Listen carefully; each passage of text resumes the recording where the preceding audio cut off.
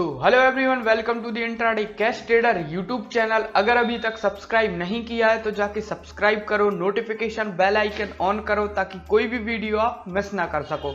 अगर आप stock option में ट्रेड करते हैं तो केयरफुल हो जाइए। एनएसई ने डू नॉट एक्सरसाइज की फैसिलिटी विड्रॉ कर ली है। अब हम डिटेल में बात करेंगे कि डू नॉट एक्सरसाइज क्या होती है। एनएसई ने 29 मार्च 2023 को ये अपडेट दिया है कि वो डू नॉट एक्सरसाइज की फैसिलिटी 30 मार्च के बाद विड्रॉ कर देंगे। Do not exercise facility stock option के लिए है, ना कि इंडेक्स ऑप्शन के लिए। मतलब ये है कि जो बैंक निफ्टी और निफ्टी में ट्रेड करते हैं उन्हें घबराने की जरूरत नहीं है, लेकिन जो स्टॉक ऑप्शन में ट्रेड करते हैं वो सावधान हो जाएं। तो पहले समझते हैं डू नॉट एक्सरसाइज क्या होता है।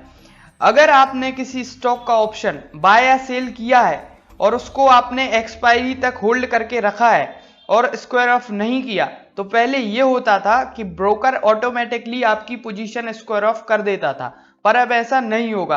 अगर आपने अपनी पोजीशन एक्सपायरी तक स्क्वायर ऑफ नहीं की तो आपको फिर उसकी डिलीवरी लेनी पड़ेगी।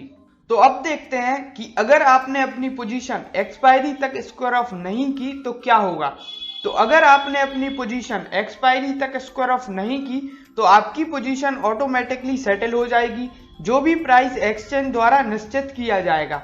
तो जो भी डिफरेंस होगा आपकी एंट्री और सेटलमेंट प्राइस में, वो आपके ट्रेडिंग अकाउंट लेजर में क्रेडिट या डेबिट हो जाएगा।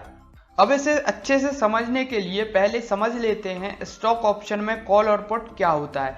बेसिकली कॉल ऑप्शन तब बाय किया जाता है जब आपका व्यू ये है कि स्टॉक ऊपर जाएगा, और पुट ऑप्शन तब बाय किया जाता है कि आपका व्यू ये है कि स्टॉक नीचे जाएगा।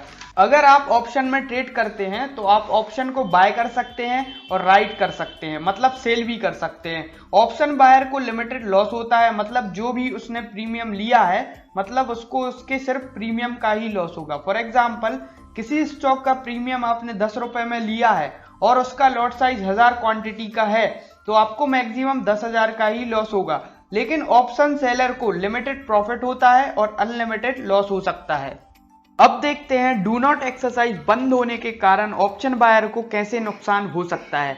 मान लीजिए एसबीआई ट्रेड कर रहा है 445 रुपए में और आपने 450 का एक कॉल बाय करके रखा है। तो पहले ये होता था कि अगर आपने एक्सपायरी तक उसको सेल नहीं किया तो वो फिजिकली सेटल हो जाता था, या फिर आप ये मान लीजिए कि ब्रोकर उसको ऑटोमेटिकली सेल कर देता था। इसको कहते हैं अपन डू नॉट एक्सरसाइज। पर अब आपको एक्सरसाइज करनी पड़ेगी, मतलब आपको मैन्युअली सेल करना पड़ेगा, और अगर एक्सपायरी तक सेल नहीं करते तो आपको उस स्टॉक की डिलीवरी लेनी पड़ सकती है। अब जानते हैं कब आपको डिलीवरी लेनी पड़ सकती है। आपने एसबीआई का 450 स्ट्राइक प्राइस का जो ऑप्शन लिया था, जब एसबीआई 445 रुपए ट्रेड कर रहा था और एक्सपायरी तक वो 450 के ऊपर क्लोज हो जाए, तब आपको उसकी डिलीवरी लेनी पड़ेगी। मतलब जिस स्ट्राइक प्राइस का ऑप्शन लिया है, strike price into lot size, इतना आपको पे करना पड़ेगा। इसी तरीके से आपने 450 स्ट्राइक प्राइस का पुट लिया है और एसबीआई की क्लोजिंग प्राइस 450 के नीचे हो जाए, तब आपको डिलीवरी देनी पड़ेगी। अब आपके पास डिलीवरी तो है नहीं, तो डिलीवरी के लिए ऑक्शन होगा, और ऑक्शन में डिलीवरी के साथ पेनाल्टी देनी पड़ेगी, और ये पेनाल्टीज 20 से 30% तक हो सकती हैं।